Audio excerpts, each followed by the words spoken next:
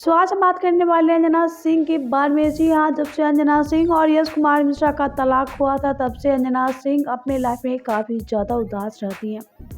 तो जी हाँ, वीडियो में आगे बढ़ेंगे और आप सभी को अंजना सिंह का वीडियो दिखाने वाले हैं। जैसे तलाक लेने के बाद आज अंजना सिंह अपनी लाइफ में काफ़ी आगे बढ़ चुकी हैं।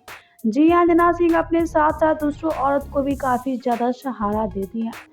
तो क्या आप सभी देखना चाहेंगे अंजना सिंह का वो वीडियो? वीडियो में आगे बढ़ेंगे और आप सभी को अंजना सिंह का वीडियो दिखाएंगे, लेकिन आप वीडियो को लाइक नहीं किए तो पहले से लाइक और सब्सक्राइब कर ले। जी हाँ, जब से यश कुमार मिश्रा और अंजना सिंह का तलाक हुआ था तब से अंजना सिंह अपनी लाइफ में काफी ज्यादा उदास थी। जी हाँ, अंजना सिंह का तब दौर था जब अंजना सिंह के साथ कोई खड़ा होने का नाम तक नहीं लेता था भोजपुरी में, लेकिन आज अंजना सिंह भोजपुरी की जानी मानी सुपरस्टार बन चुकी हैं।